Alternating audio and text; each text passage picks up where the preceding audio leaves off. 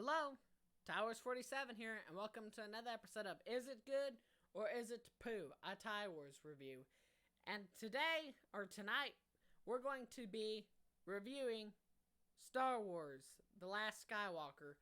And I must say, not high hopes going into this movie. I mean, I had high hopes, but low expectations going into this movie, especially with The Last Jedi.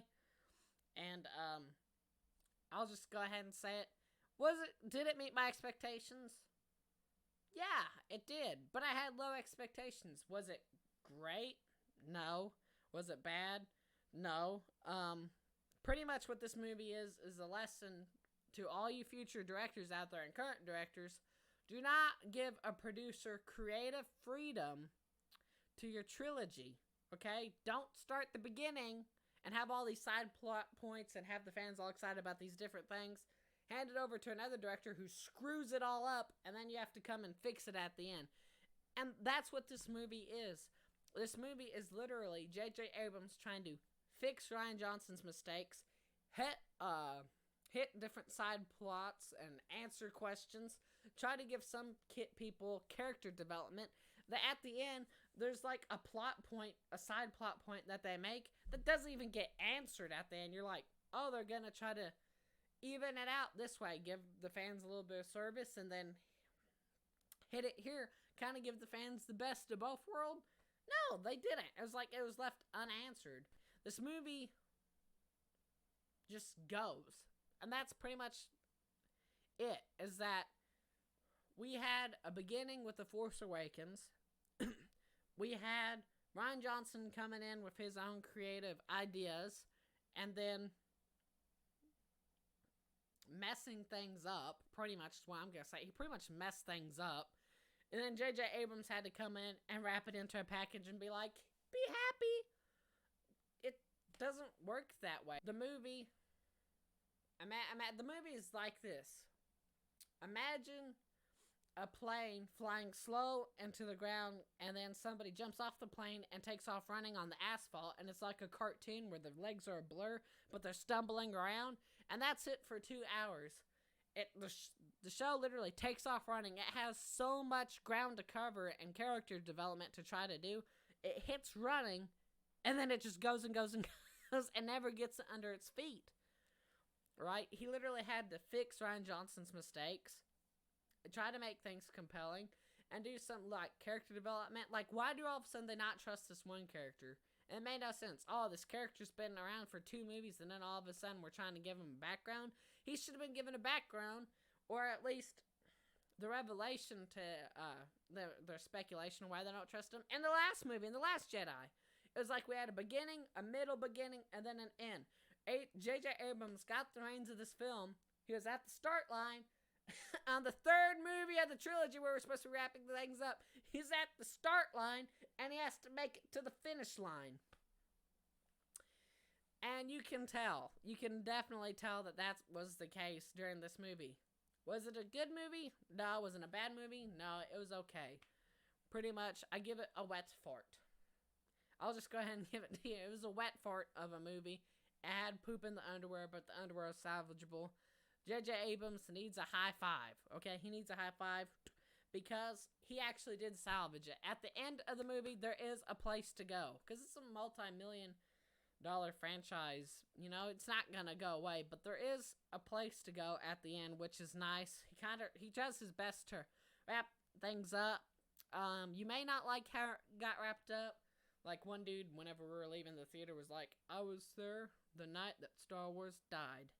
It isn't dead.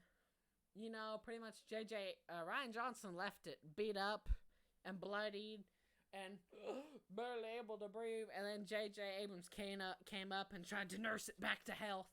And he did an okay job at it. He went all out with the spectacle, like a lightsaber fight on the spaceship with the waves going. A lot of cool action sequences. This movie will definitely keep your attention throughout it. It was over before I knew it, and like it's a 2 hour and something long movie, so it will keep your attention. A lot of action, cool sequences, cool scenes. J.J. Abrams goes all out on that.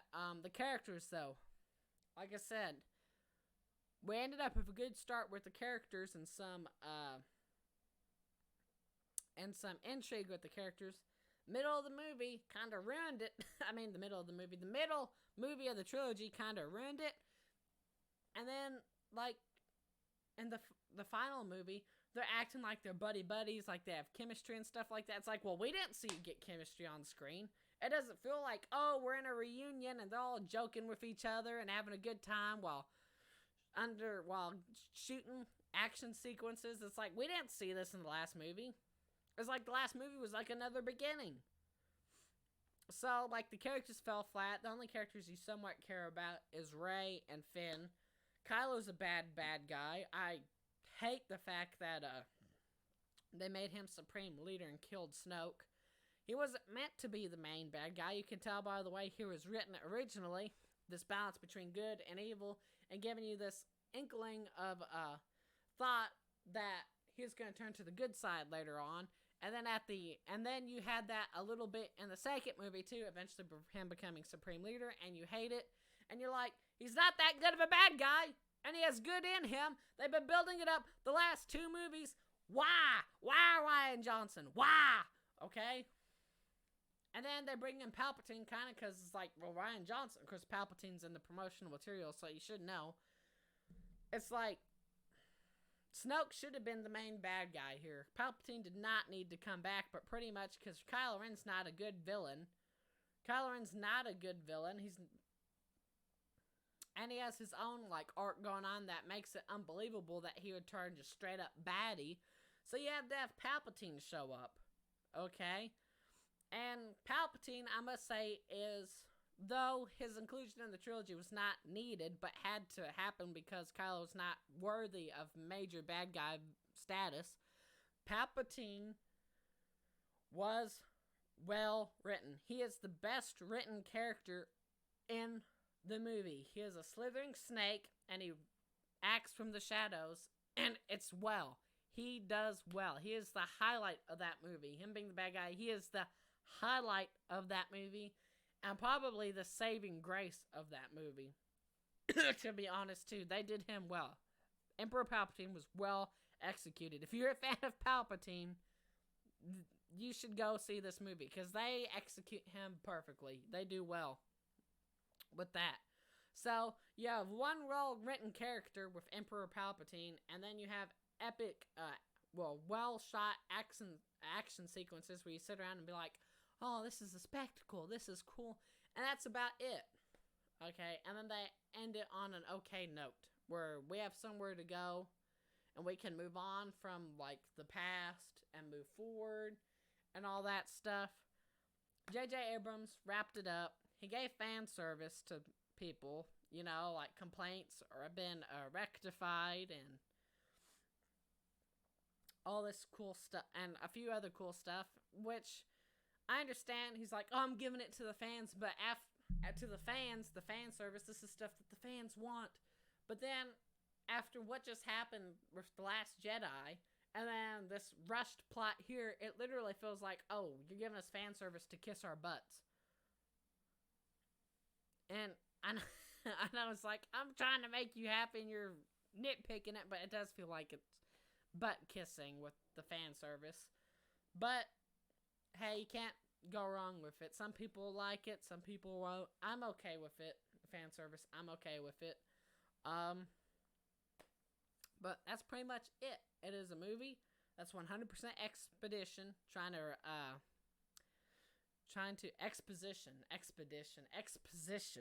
100% exposition, moving forward at 100 miles per hour, trying to rectify Rian Johnson's mistakes, hit plot points. Some plot points that were made in earlier movies were not answered in the second, and then they try to have them included in the third, and it just falls flat.